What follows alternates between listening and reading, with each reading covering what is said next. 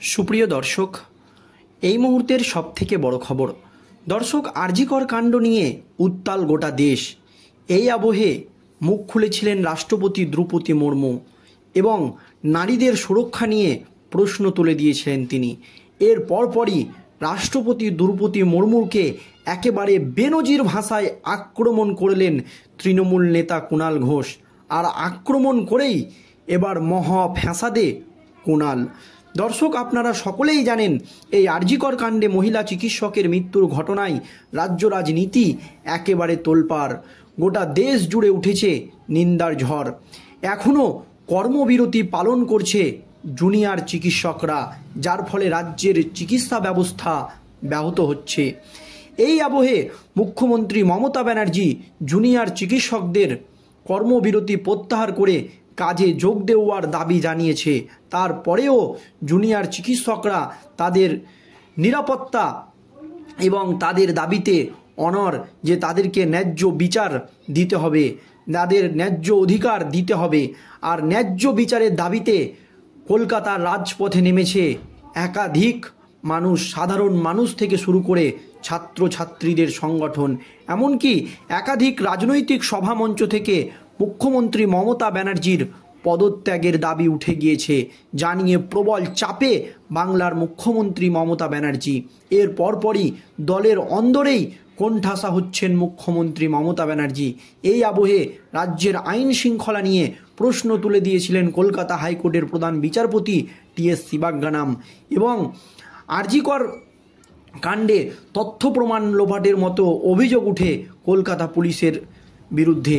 এর পরপরই তদন্তভার তুলে দেওয়া হয় কেন্দ্রীয় তদন্তকারী সংস্থা সিবিআইয়ের হাতে। তার পরপরেই আর.জি. কর কাণ্ডে প্রথম এবং শেষ গ্রেপ্তার হয়েছে একজন সিভিক ভলেন্টিয়ার। তারপর এই আর.জি. কর কাণ্ডে কিন্তু এখনও কেন্দ্রীয় তদন্তকারী সংস্থার সিবিআই আধিকারিকরা কাউকে গ্রেপ্তার করতে পারেনি। আর ন্যায্য বিচারের দাবিতে কিন্তু এখনও আন্দোলন চালিয়ে যাচ্ছে একের পর এক ছাত্র সংগঠন থেকে শুরু করে সাধারণ মানুষ থেকে শুরু করে বিরোধী দলরা। আর তখনই বিস্ফোরক মন্তব্য করেছিলেন রাষ্ট্রপতি দ্রৌপদী মুর্মু এবং মহিলাদের সুরক্ষা নিয়ে প্রশ্ন তুলে দিয়েছিলেন। তার এই মন্তব্যের জেরে এবার রাষ্ট্রপতি দ্রৌপদী মুর্মুকে একেবারে বেনজির ভাষায় আক্রমণ করলেন কুণাল ঘোষ। আর কুণাল এর এই মন্তব্য করার পরপরই রাজ্য রাজনীতিতে নতুন করে শোরগোল পড়ে গেল। কি জানিয়েছে কুণাল ঘোষ দেখুন দর্শক। তিনি হতাশ, তিনি আতঙ্কিত।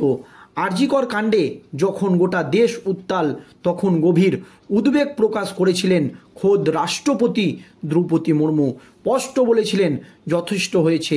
ছাত্র, ডাক্তার এবং নাগরিকরা যখন কলকাতায় প্রতিবাদ জানাচ্ছে, তখন অপরাধীরা অন্যত্র ঘাপটি মেরে আছে। কোনো সভ্য সমাজে মেয়ে বোনেদের ওপর এমন নৃশংস নির্যাতন চলতে পারে না। তাতেই রেগে লাল হয়ে যান তৃণমূল নেতা কুণাল ঘোষ। দেখে ফেলেন তোপ, চাঁচাছোলা ভাষায় করলেন আক্রমণ, পাল্টা সুর চড়ালেন বিজেপিও। এদিন রাষ্ট্রপতির মন্তব্য নিয়ে কুণাল ঘোষ বলেন, রাষ্ট্রপতি জেনে রাখতে পারেন গোটা তৃণমূল পরিবার এই ঘটনার প্রতিবাদ করছে। আমরাও জাস্টিস চাই। 24 ঘন্টার মধ্যে অভিযুক্তকে গ্রেপ্তার করেছে কলকাতা পুলিশ।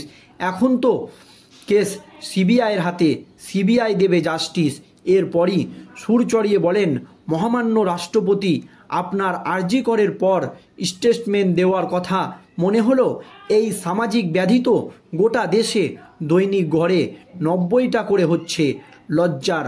মহারাষ্ট্রের পর আপনার মনে পড়ল না উন্নাত্ত, হাতরাস, বিলকিস, প্রয়াগরাজ, মণিপুর তো কিছুদিনের আগের ঘটনা। কয়দিন আগে বদলাপুর, কয়দিন আগে উড়িষ্যা, উত্তরাখণ্ড দেখে আপনার তখন মনে হলো না যে কতটা ভয়াবহ এবং ভয়ঙ্কর? শিশুদের পর্যন্ত ছাড়া হচ্ছে না। আপনার পশ্চিমবঙ্গের ঘটনা বলে আর.জি. করের কথা মনে পড়ল? আপনি তো রাষ্ট্রপতির চেয়ারে আছেন, বিজেপি নেত্রী নন। আমরা আপনাকে শ্রদ্ধা করি, যদিও কুণালকে ছেড়ে কথা বলেনি পদ্মশিবির। এই ভাষাতেই কুণাল ঘোষ রাষ্ট্রপতি দ্রৌপদী মুর্মুকে একেবারে বেনজির ভাষায় আক্রমণ করেন। এর পরপরই পাল্টা আক্রমণ শানিয়ে বিধানসভার বিরোধী মুখ্য সচেতক তথা রাজ্য বিজেপির সম্পাদক শঙ্কর ঘোষ বলেন, রাষ্ট্রপতির মন্তব্য বর্তমান বাংলার মানুষের গণপ্রতিবাদের সঙ্গে সামঞ্জস্যপূর্ণ। আর এই সময় অন্য বিভিন্ন বিষয় সামনে এনে মহিলাদের অসম্মান করার যে মানসিকতা তৈরি হয়েছে ওদের মধ্যে, এটা তার প্রতিফলন। কামদুনি থেকে আরজি কর পর্যন্ত মেয়েরা যে বিচার পাচ্ছে না, অসম্মানিত হচ্ছে মেয়েরা, এই বক্তব্য তার প্রতিফলন। যদিও কুণাল আবার রাষ্ট্রপতিকে মনে করান বজ্রভূষণ প্রসঙ্গ। কুণালের প্রশ্ন, তখন মুখে খুলেনি কেন? বিজেপির বিরুদ্ধে মুখ খুললে অসুবিধা হয়। বিজেপি নেত্রীর মতো বিজেপির শিখিয়ে দেওয়া কথা বলবেন না। আপনার বিবেক যেন সব জায়গায় সমানভাবে জাগে। আরজি কর কাণ্ডে যা যা ব্যবস্থা নেওয়ার পশ্চিমবঙ্গ সরকার তা নিয়েছে, এখন সিবিআই দেখছে। পাল্টা শঙ্কর আবার কুণালকে অতীত মনে করান, খোঁচা দিয়ে বলেন, কুণাল ঘোষের কাছ থেকে এখনও কেউ একটা প্রশ্ন করেনি। উনি প্রিজন ভ্যানে চাপড়াতে বর্তমান মুখ্যমন্ত্রী সম্পর্কে যে মন্তব্য করেছিলেন, সেই কুণাল ঘোষের এই মন্তব্যগুলোর কতটা মূল্য আছে তা নিয়ে প্রশ্ন উঠে যায়। তবে রাষ্ট্রপতির এই মন্তব্যের পর তাহলে কি বাংলায় রাষ্ট্রপতি শাসন জারি হতে চলেছে? ৩৫৬ ধারা জারি হতে চলেছে, এমনটাই কি ইঙ্গিত দিচ্ছেন রাষ্ট্রপতি দ্রৌপদী মুর্মুর? কারণ এই ঘটনার কিছুদিন পরই রাজ্যের সাংসদ তথা আপনারা জানেন কলকাতা হাইকোর্টের প্রাক্তন বিচারপতি তথা তমলুক লোকসভা কেন্দ্রের বিজেপি সাংসদ রাজ্যপাল সিবি আনন্দ বোসের সঙ্গে বৈঠক করেছেন রাজ্যে ৩৫৬ ধারা প্রয়োগ নিয়ে। এবং সেই সময় বিজেপি সাংসদ অভিজিৎ গঙ্গোপাধ্যায় রাজ্যপালের দপ্তর থেকে বেরিয়ে বলেছিলেন যে বৈঠক সদর্থক হয়েছে। তার পরপরই রাজ্যপাল সিবি আনন্দ বোস দিল্লি উড়ে যান। তারপরেই তার কিছুদিনের মধ্যেই রাষ্ট্রপতি দ্রৌপদী মুর্মুর এহেন মন্তব্য যথেষ্ট তাৎপর্যপূর্ণ বলে মনে করছে বিশিষ্ট রাজনৈতিকবিদদের একাংশ। সেই জন্যই এই দিন রাষ্ট্রপতিকে কি মেনুজির ভাষায় আক্রমণ করলেন কুণাল ঘোষ? তবে রাষ্ট্রপতি পরিষ্কার জানিয়ে দিয়েছেন তিনি হতাশ, তিনি আতঙ্কিত। আরজি কর কাণ্ডে যখন গোটা দেশ উত্তাল, তখন গভীর উদ্বেগ প্রকাশ করছেন খোদ রাষ্ট্রপতি দ্রৌপদী মুর্মুরও। স্পষ্ট বলছেন যথেষ্ট হয়েছে। ছাত্র, ডাক্তার এবং নাগরিকরা যখন কলকাতায় প্রতিবাদ জানাচ্ছেন, তখন অপরাধীরা অন্যত্র ঘাপটি মেরে আছে। কোনো সভ্য সমাজে মেয়ে বোনেদের ওপর এই নৃশংস নির্যাতন চলতে পারে না, এমনই মন্তব্য করেন রাষ্ট্রপতি দ্রৌপদী মুর্মুর। আর এই ধরনের ঘটনার জন্য এবার কঠোর পদক্ষেপ নিতে চলেছে রাষ্ট্রপতি দ্রৌপদী মুর্মু।